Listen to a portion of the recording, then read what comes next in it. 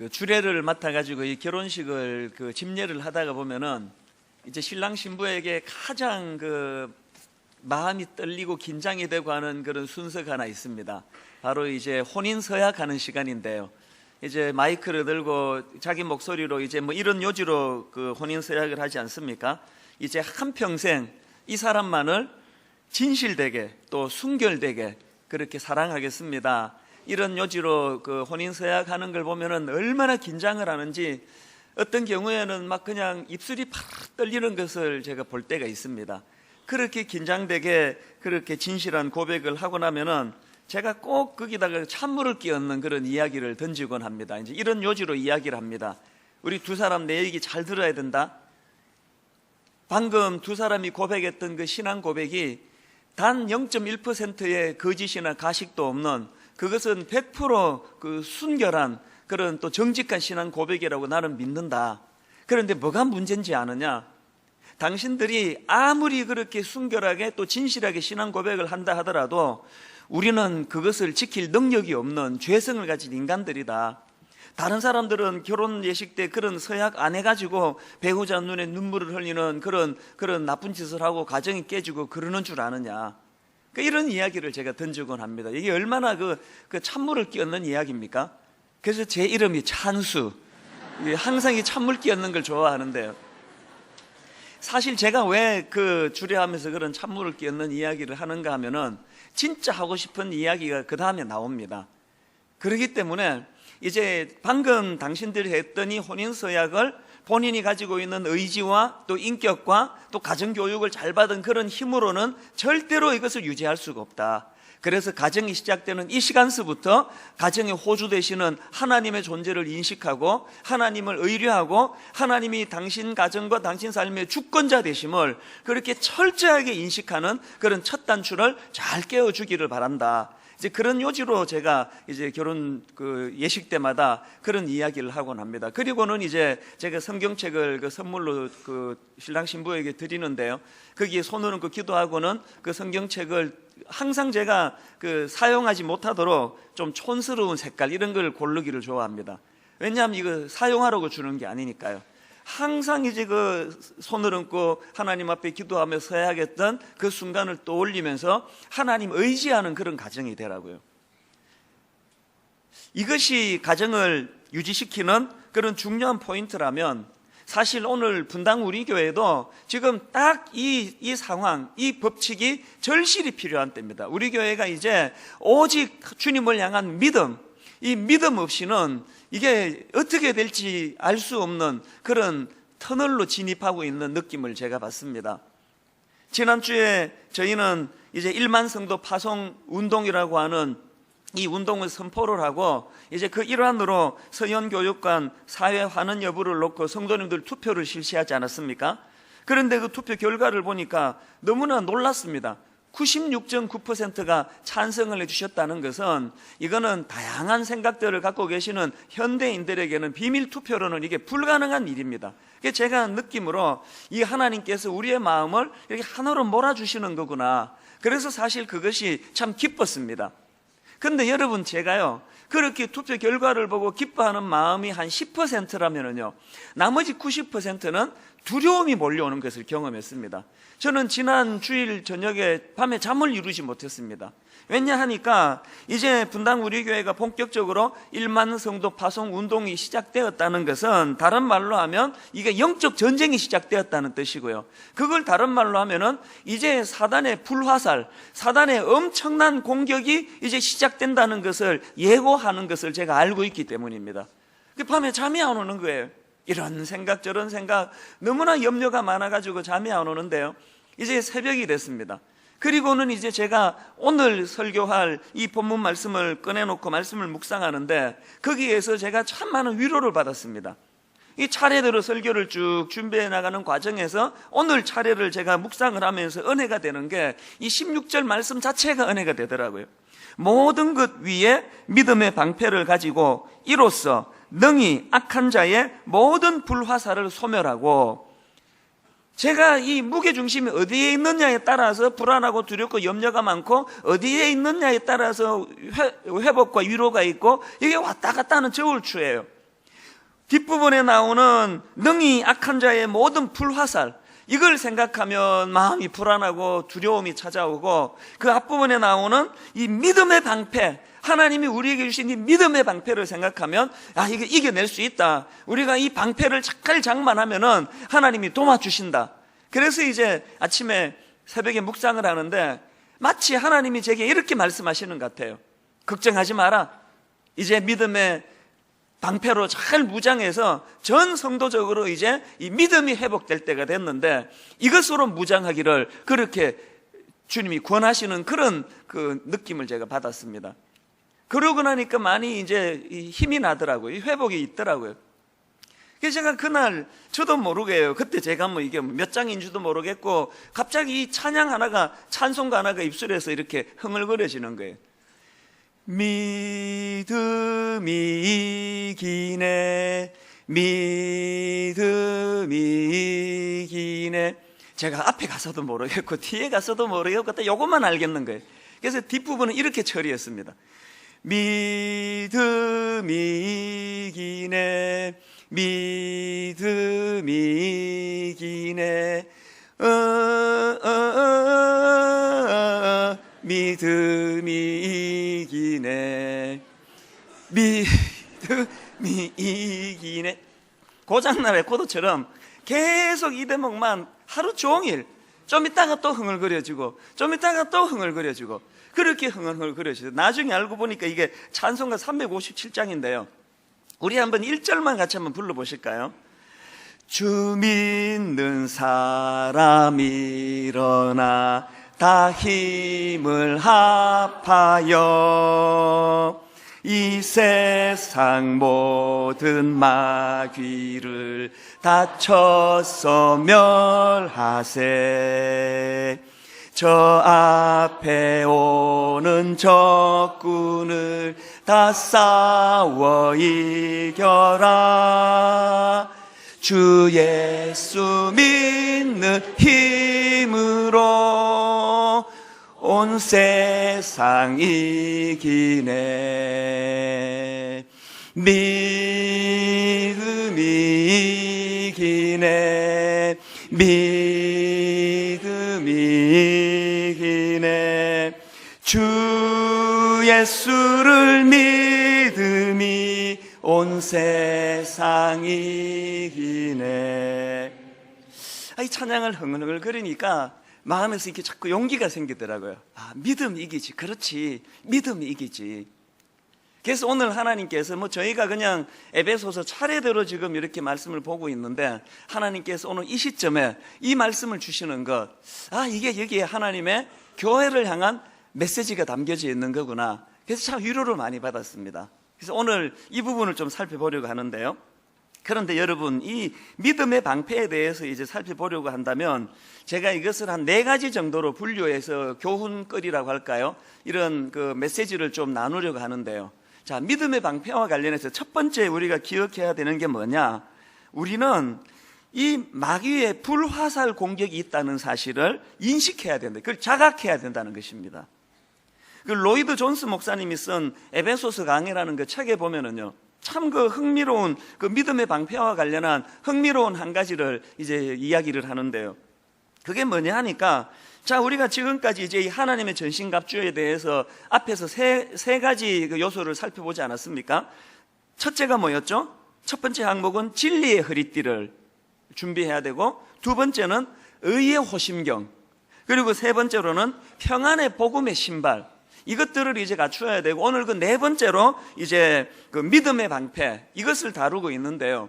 그 로이드 존스 목사님이 뭘 주장하는가 하면은, 이 믿음의 방패라는 오늘 다룰 이 네 번째 그 항목이 그 앞에 세 번째 항목하고 근본적으로 다른 차이점이 하나 있다는 겁니다. 그게 뭔가를 설명하면서, 이분이 이제 영국 사람이니까요, 그걸 영어로 설명하면서 have라는 단어하고 take라는 단어의 차이라는 거예요. 그러고 보니까 영어 성경을 보면 앞에 그 세 가지 항목은 have라는 단어를 사용합니다. 그런데 여기 나오는 믿음의 방패는 take라는 단어를 사용합니다. 이 have와 take의 차이가 뭐냐 하니까요, 이 have라는 단어는 이미 몸에 착용한 기구를 설명한다면은, 이 take라는 것은 내가 필요성을 인식할 때 그렇게 착용한다고 할까요? 취하게 되는 도구가 그게 테이크라는 단어의 설명이라는 겁니다. 이게 쉽게 말씀드리면 이런 거예요. 자, 여러분들 보세요. 로마 병사들이 이제 훈련을 끝내고 휴식을 한단 말입니다. 그러면 로마 병사들이 휴식을 할 때도 어떻습니까? 앞에 있는 거 세 가지, 허리띠나 또 가슴에 하는 호심경이나 또 신발이나 이것들은 어떡합니까? 휴식할 때도 여전히 착용하고 휴식하는 거예요. 쉰다고 뭐 신발 벗고 쉬는 사람이 없지 않습니까? 여기에 반해서 이 방패라는 것은 어떡합니까? 휴식할 때는 내려놓는 거예요. 언제 다시 방패를 듭니까? 훈련이 시작되거나 아니면은 적의 불화살이 이제 자기들을 향해 공격한다는 걸 인식할 때, 위험이 느껴질 때 그때 드는 게 이게 방패라는 거예요. 제가 그 내용을 읽으면서 여기에 오늘 우리 한국교회 성도님들에게 문제가 있었구나. 그래서 오늘 우리 모두가 다 믿음의 방패를 들지를 않는 이유가 뭘까요? 그래서 오늘 현대교회 성도님들에게 가장 치명적인 감정이 있다면 그것은 바로 영적으로 방심하는 태도예요. 세상이 이렇게 좋아졌는데, 태평성대인데 이제 영적 전쟁 없다. 얼마나 과학이 발달했느냐. 뭐 스마트폰 이건 뭐 지금 뭐 상상을 초월하게 지금 발달이 되고 있는데, 교회적으로도 마찬가지 아닙니까? 자, 이제 뭐 온 성도들이 마음을 하나로 모아가지고 이제 나아가기로 했으니까 이제 이 교회에 아무 문제 없다, 이제 괜찮다. 이 영적 방심이 우리로 하여금 이 믿음의 방패를 내려놓게 만드는 아주 무서운 악한 생각이 될 수 있다는 것입니다. 가정도 마찬가지 아닙니까? 혹시 여러분 중에 배우자를 잘못 만나가지고 죽을 고생을 하고 계시는 분 종종 계시더라고요. 그런 분들은요, 사실 그 못된 그 배우자에게 정말 감사해야 됩니다. 그렇게 하루도 그냥 긴장하지 않으면 안 되도록 만드는 그 배우자가 계심으로 말미암아 오늘 여러분이 믿음의 방패를 들고 이 추운데 또 여기까지 나온 거 아닙니까? 그래서 여러분 이렇게 기도하세요. 하나님, 나는 문제입니다. 신랑을 너무 잘 만났습니다. 도대체 내가 영적으로 긴장이 안 돼서 하나님, 우리 자식이 좀 속썩일 수 있도록, 그래서 이 자식 때문에 내가 긴장할 수 있도록 하나님 좀 도와주세요. 그렇게 기도를 하시면 어떻겠냐고 권면하려는데 여러분 표정이 저게 지금 무슨 헛소리야 이런 분위기예요. 뭘 말하고 싶은지 아시겠죠? 우리가 지금 가장 무서운 것은 영적 긴장을 놓치고 사는 거예요. 그러다 보니까 믿음의 방패를 지금 내려놓고 있는 사이에 영적으로 엄청난 불화살에 지금 맞아서 허덕이고 있는 상태, 이게 오늘 오늘 현대 교회와 성도들의 상태라는 이야기입니다. 여러분, 여기 16절에 하반절에 나오는 모든 불화살을 소멸하고, 이 부분을 원어로 보면은요, 불을 끄고 혹은 진화하고 이런 뜻을 가지고 있습니다. 바울이 지금 뭘 염두에 두고 이것을 기록하고 있는가 하면은요, 여러분 로마 군인들이 그 당시에 이제 전투를 앞두고서 이제 전투를 시작하기 전에 뭘 하는가 하니까 이 방패의 겉면이 가죽으로 씌워져 있답니다. 그것을 물로 적시는 일을 반드시 해야만 했다고 합니다. 왜 그랬을까요? 그래야지만 불화살이 날아올 때 그것을 소화시킬 수 있기 때문에 그런 거예요. 그러니까 이 방패를 물로 적셔둔다는 것은 뭘 의미합니까?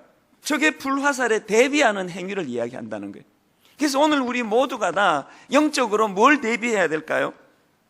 베드로전서 5장 8절에 보면은 근신하라, 깨어라, 너희 대적 마귀가 우는 사자와 같이 두루다니며 삼킬 자를 찾나니, 바로 여기서 우는 사자와 같이 삼킬 자를 찾는 마귀를 의식하고 마귀를 생각하며 근신하고 깨어있는 상태, 이것이 바로 영적인 믿음의 방패를 드는 행위라는 것입니다.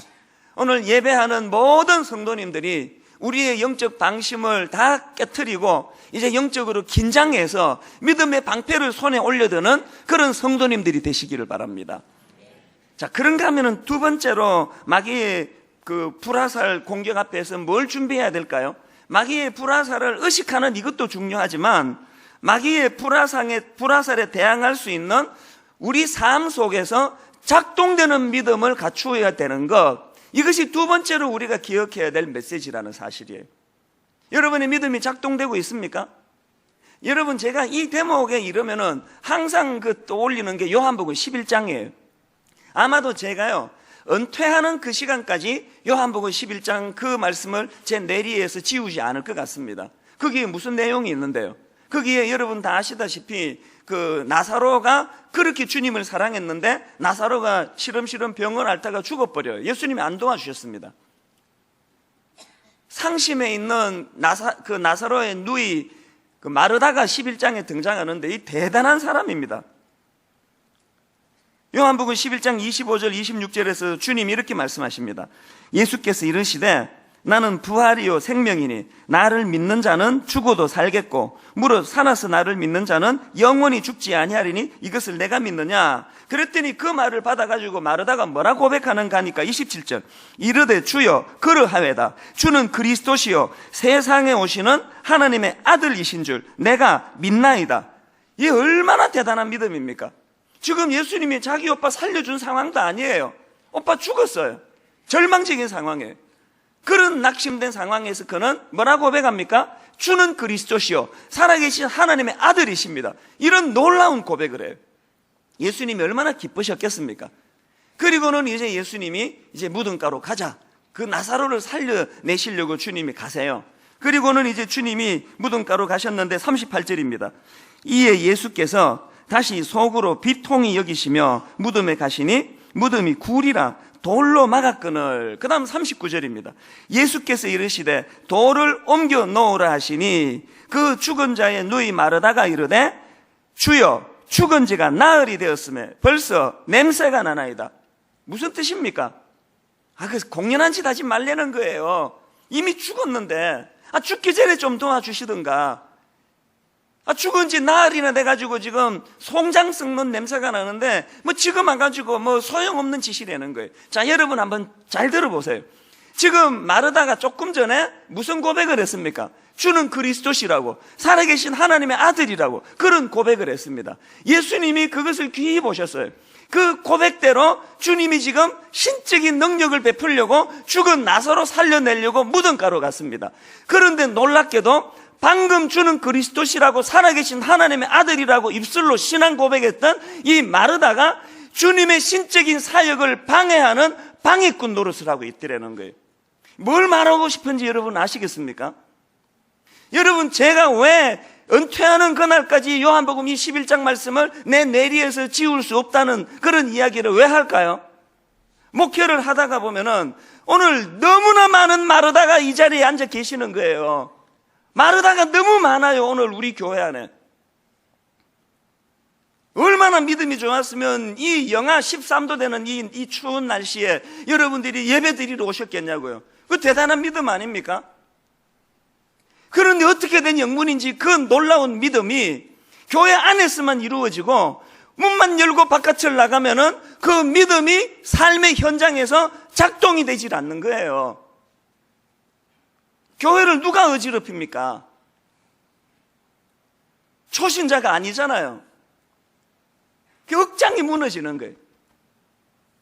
어떨 때는 저는요, 제 행위, 제가 설교하고 있는 이게 너무나 덧없음을 느낍니다. 이게 무슨 소용이 있나, 이게 지금. 이거 뭐 죽을 때까지 이렇게 외쳐봐야 온통 그 믿음이라는 건 교회 안에 이렇게 모이고 찬송가 들고 이런 예배 행위를 의식을 하는 여기에서만 믿음이 작동이 되는 거지. 문만 열고 나가면은 무덤가에 가면은 자기 삶의 현장에서 자기 직장에서 어려운 가정에서 자녀 교육에서 믿음이 작동이 되지 않는데 이게 무슨 소용이 있나 이게. 어떨 때는 회의가 와요.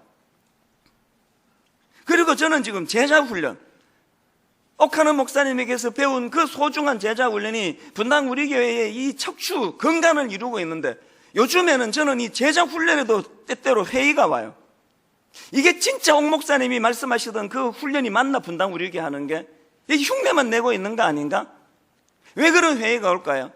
아니 저 사람은 분명히 제자 훈련 받았다는데 분명히 사회 훈련까지 거쳤다는데 왜 저분에게는 이 믿음이 작동이 안 되는 거지? 제자 훈련이 뭘까요? 제자 훈련은 딱 한마디로요, 예수님 인격 담는 훈련이에요. 예수님의 인격을 닮아가는 그 훈련.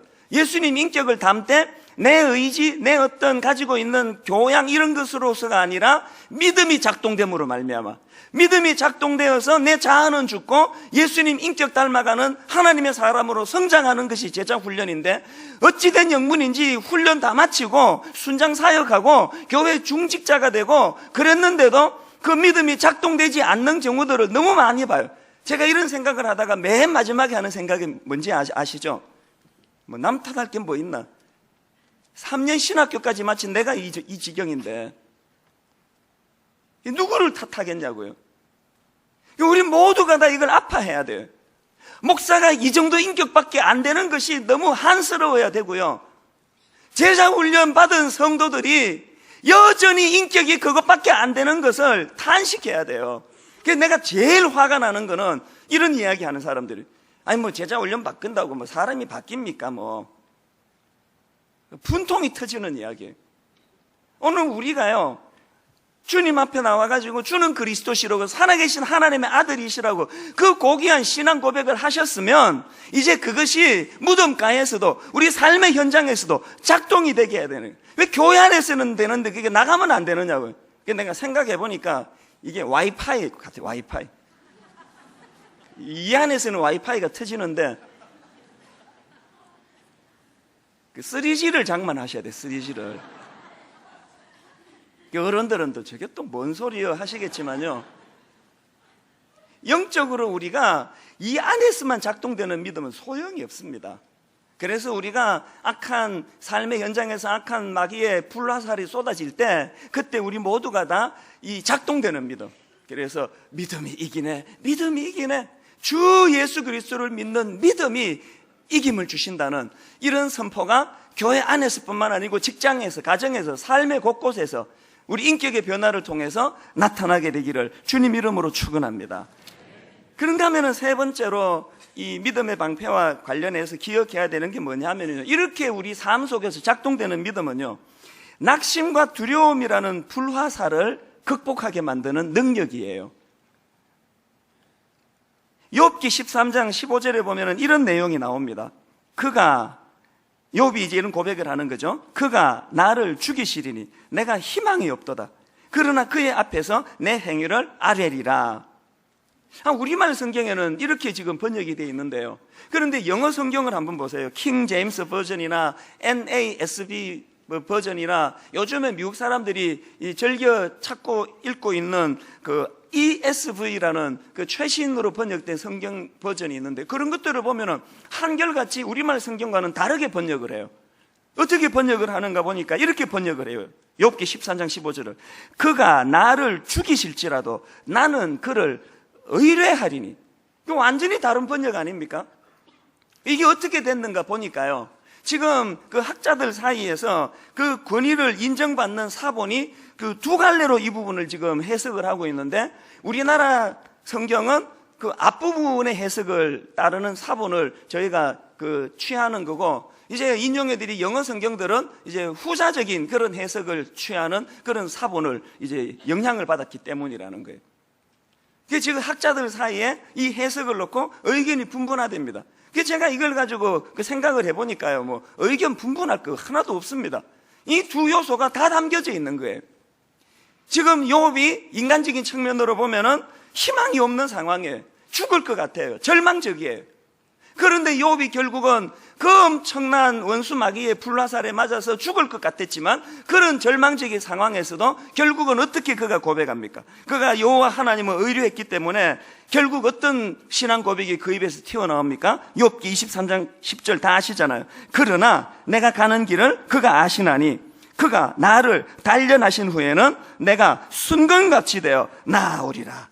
이런 아름다운 고백을 그 입술로 하게 되었다는 이야기예요.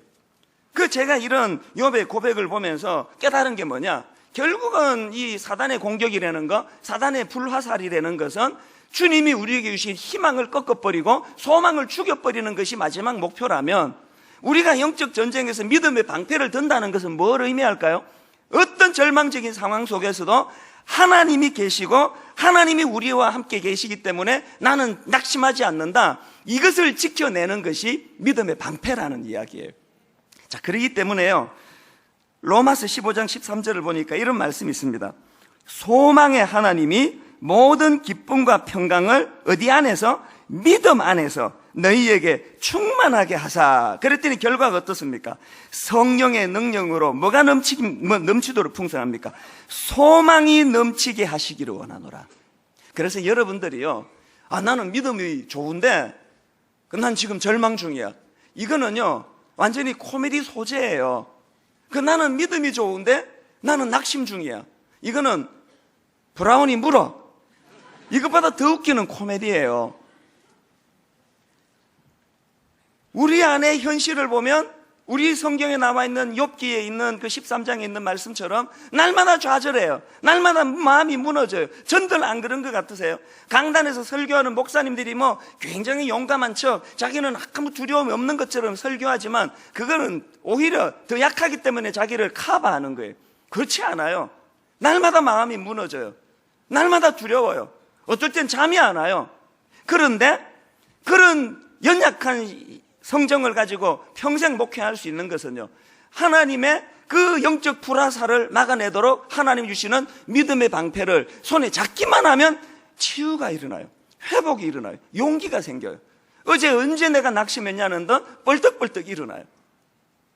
여러분에게 이 믿음의 방패가 여러분 손에 들려 기능을 작동함으로 여러분 안에 있는 좌절, 낙심, 절망 이것들을 다 물리치는 은혜가 있기를 바랍니다. 예를 하나 들어볼까요? 유명한 이야기인데요, 그 마르틴 루터 다 아시잖아요. 종교개혁가. 여러분, 제가요 1만 성도 파송 운동이라는 이것을 제가 한번 시작도 안 했는데 많이 두려운 거예요. 염려가 많은 거예요. 이게 성도를 혼미하게 하는 건 아닌가? 성도에게 상처 주는 이런 분열만 만드는 거 아닐까? 이런 생각을 제가 하니까 마르틴 루터가 새로 보여요. 새롭게 보여요. 그 당시 종교가 권력 아닙니까? 로마 교황청에서 뭐 사람 하나 죽이는 게 그게 뭐 일이었습니까? 그러니까 마르틴 루터 입장에서 얼마나 죽음의 공포가 많았겠냐고요. 언제 살해당할지 모르는 위협 속에 살았던 게 마르틴 루터 아니겠습니까? 자료를 보면 실제로요 루터가 신경 쇠약에 걸릴 만큼 그런 불안과 염려가 많았던 게 또 사실이에요. 그래서 보니까 마르틴 루터가 실제로 죽음의 공포에 시달렸다는 거예요. 그리고 요즘으로 치면 뭐 우울증이 찾아오고요, 또 불면증이 찾아오고요. 제가 아마 목사가 안 되고 뭐 1만 성도 파송운동 이런 걸 생각 안 했으면은 이거 무슨 종교개혁자라는 사람이 저렇게 믿음이 없어, 아마 그런 생각을 했을 텐데요. 제가 입장을 바꿔놓고 보니까 그게 너무 이해가 되는 거예요. 얼마나 불안하고 두려웠겠습니까? 그게 점점 더 이제 신경이 쇠약해지고 불안해지고 두려워지는 거예요. 그렇게 루터가 두려움이 많아지고 낙심이 많아지던 그런 날인데 어느 날이에요. 모든 일과를 다 마치고 이제 그날도 이제 여느 때와 다름없이 집으로 들어갔는데 집에 들어가 깜짝 놀란 거예요. 그 자기 부인 카타리나라고 합니다. 자기 부인이 상복을 입고 울고 있는 거예요. 얼마나 놀랐겠습니까? 아니 누가 죽었어? 아니 누가 죽었길래 당신 이렇게 상복을 입고 그 슬프 울고 있어? 그랬더니요, 그 카타리나가 하는 말이 참 걸작이에요. 하나님이 돌아가셨습니다. 그러는 거예요. 그래서 루터가 화를 벌컥 냈답니다. 어디 그런 무엄한 이야기를 하느냐고. 하나님이 돌아가시다니 어떻게 그런 일이 있을 수 있냐고. 당신 정신 차리라고. 그랬더니 그 아내가요 루터를 쳐다보면서 이렇게 이야기했답니다. 하나님이 돌아가시지도 않았는데 당신이 이렇게 낙심하고 이렇게 절망하는 일이 가능하기나 합니까? 당신의 절망하는 모습을 보니까 하나님이 돌아가셨으면 틀림없습니다. 그 한마디에 루터가 정신을 번쩍 차렸다는 거예요. 그리고 다시 이제 마음을 추스려 가지고 종교 계획을 완성했다, 뭐 그런 이야기예요. 그러니까 여러분, 목회도요 결국 장가를 잘 가야 이제 하는 그게 목회인 것 같아요. 아마 이제 1만 성도 파송 운동하는 과정에서 언젠가 우리 집사로도 상복 입고 아마 그렇게 한번 흉내를 내지 않을까 싶습니다. 저도 자주자주 마음이 무겁고 힘드니까요. 그래서 저는 그 이야기를 통해서 깨닫는 교훈이 하나 있는데 여러분 잘 들으세요. 여러분, 우리 살아가는 삶 가운데요, 아무리 힘들고 아무리 낙심되고 아무리 절망적인 상황이 펼쳐진다 할지라도 여러분 꼭 기억하세요. 여러분 우리 삶 가운데 여호와 하나님 돌아가시는 그 경우 빼고는 절망이란 상황은 없습니다. 하나님 살아계시다면, 여호와 하나님이 오늘도 불꽃 같은 눈으로 일하고 계시다면, 아무리 낙심되고 절망 가운데 구덩이에 빠진다 할지라도 그 절망의 자리에서 믿음의 방패를 추스리는 그 순간 회복의 역사가 일어날 줄로 믿습니다. 제가 여러분에게 제일 많이 전수해 드리고 싶은 감정이 바로 이거예요.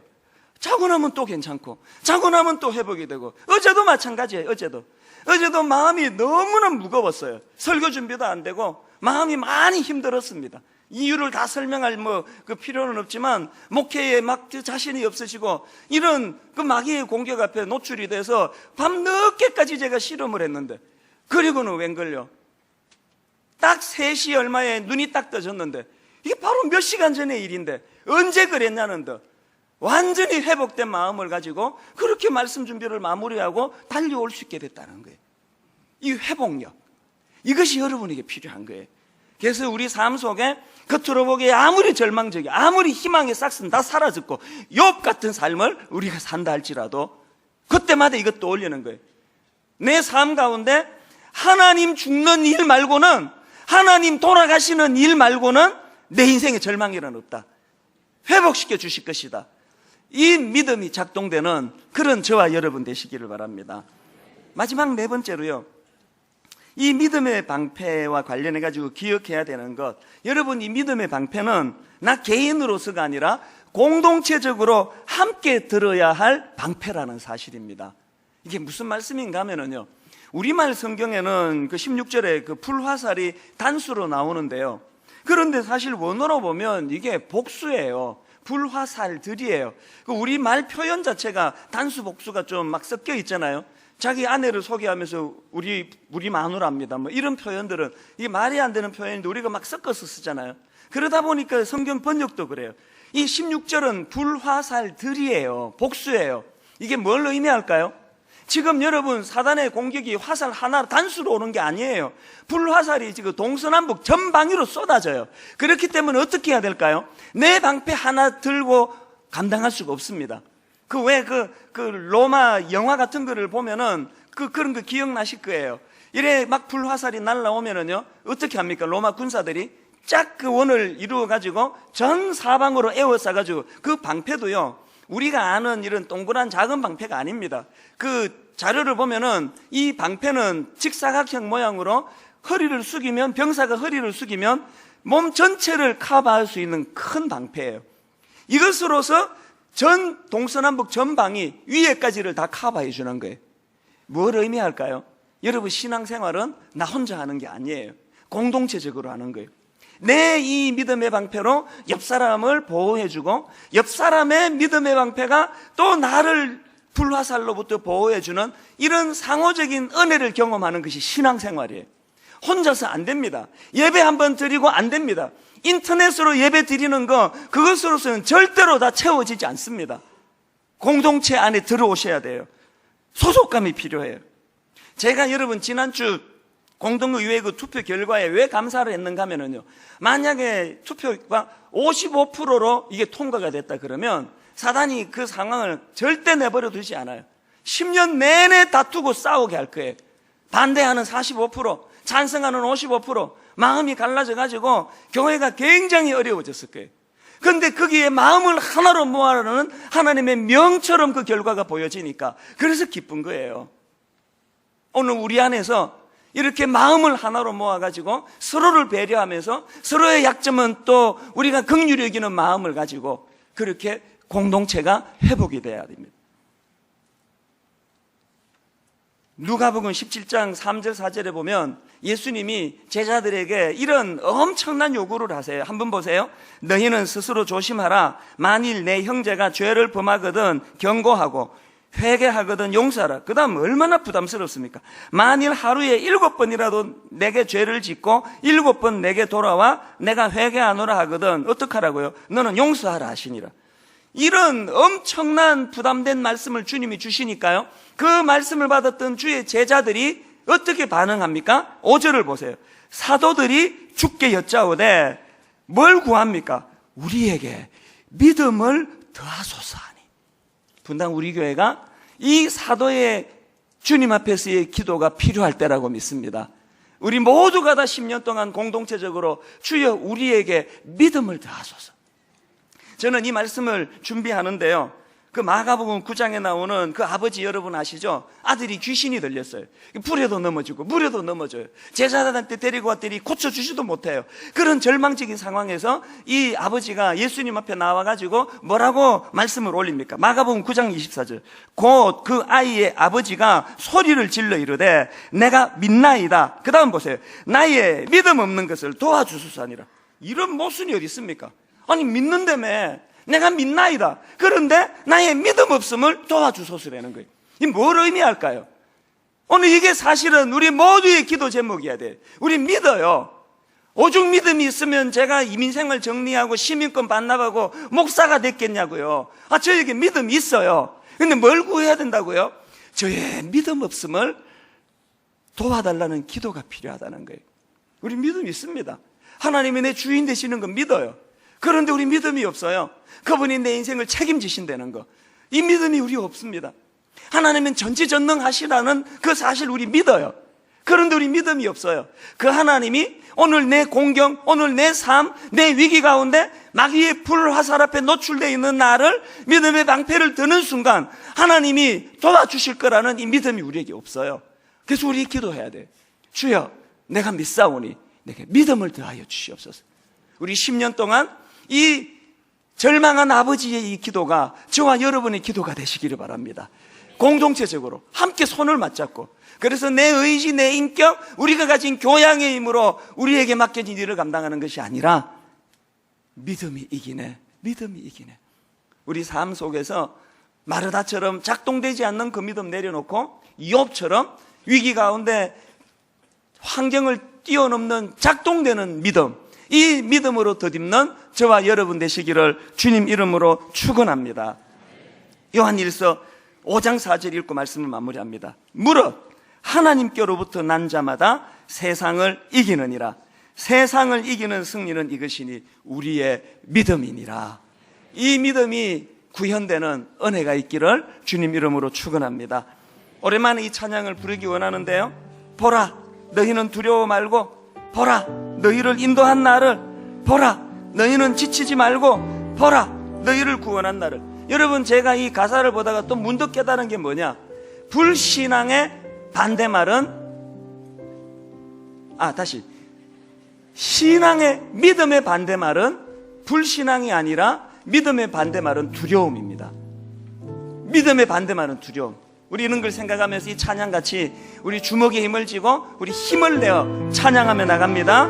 보라 너희는 두려워 말고, 보라 너희는 두려워 말고, 보라 보라 너희를 인도한 나를, 너희를 인도한 나를, 보라 보라 너희는 지치지 말고, 너희는 지치지 말고, 보라 보라 너희를 구원한 나를. 너희를 구원한 여러분이 하나님의 음성을 들으세요. 너희를 치던 적은 어디 있느냐? 우리를 두렵게 하던 원수, 너희를 억누르던 원수는 어디 있느냐? 두려움을 이기는 선포예요. 보라 하나님 구원을, 보라 하나님 능력을 너희를 위해서 싸우시라. 주의 손을 보라.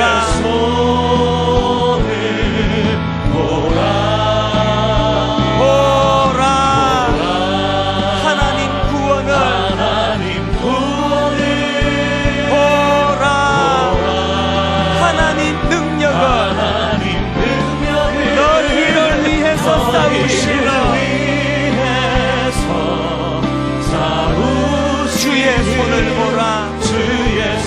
마르틴 루터처럼 두려움에 빠져있는 분들 선포하십시오. 보라 너희는 두려워 말고 너희는 두려워 말고 보라 너희를 인도한 나를 너희를 인도한 나를 보라 너희는 지치지 말고 너희는 지치지 말고 보라 너희를 구원한 나를 너희를 구원 힘있게 선포하세요. 너희를 치던 적은 어디 있느냐 너희를 억누르던 원수는 어디 있느냐 믿음의 방패를 들고 선포하십시오. 보라 하나님 구원을 보라 하나님 능력을 너희를 위해서 싸우시는 주의 손을 보라 주의 손을 보라 하나님 구원을 보라 하나님 능력을 너희를 위해서 싸우시는 주의 손을 보라.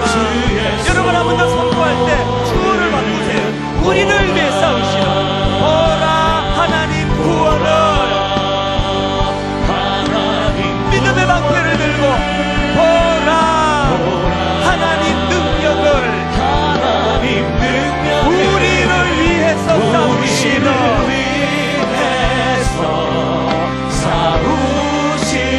주의 손을 보라 믿음의 방패 손에 들고 보라 하나님 구원을 보라 하나님 능력을 우리를 위해서 싸우시는 주의 손을 보라 예수의 이름으로 나는 일어서리라 예수의 이름으로 나는 일어서리라 주가 주신 능력으로 나는 일어서리라 원수의 불화살 원수가 날 향해 와도 원수가 날 향해 와도 쓰러지지 않는 주가 주신 능력으로 주가 주신 능력으로 주가 주신 능력으로 일어서리 우리 다 자리에서 일어나셔서 힘을 얻어 선포합니다. 예수의 이름으로 나는 일어서리라 낙심과 좌절된 자리에서 주가 주신 능력으로 나는 일어서리라 아침마다 새롭게 하시는 하나님의 은혜와 능력 원수가 날 향해 와도 쓰러지지 않으리 주가 주신 능력으로 주가 주신 능력으로 주가 주신 능력으로 일어서리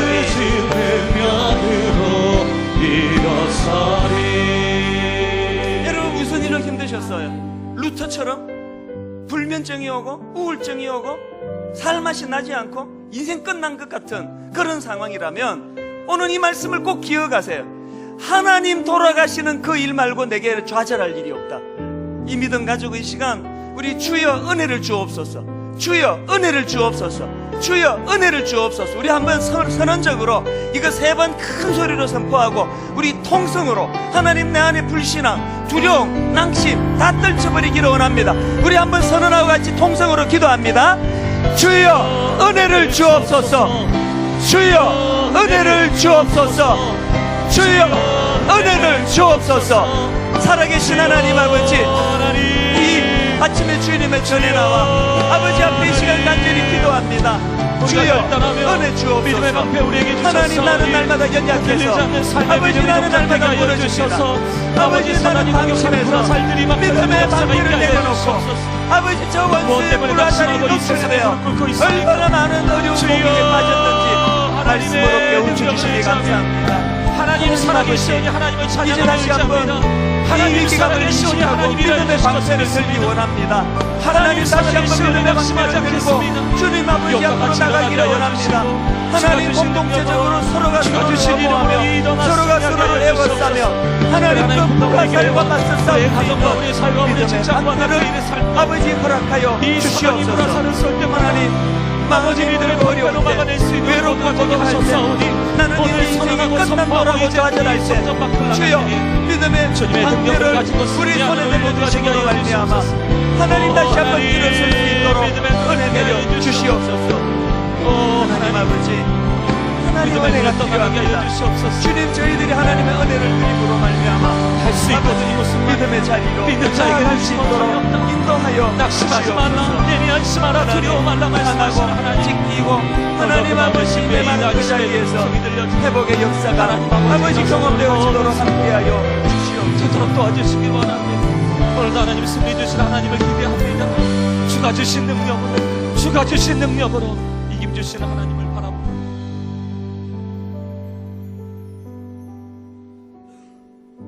무릇 하나님께로부터 난 자마다 세상을 이기느니라. 세상을 이기는 승리는 이것이니 우리의 믿음이니라. 이번 한 주간 동안 이 작동되는 믿음을 가지고 삶의 현장에서 승리하는 복된 저와 여러분 되시기를 주님 이름으로 축원합니다.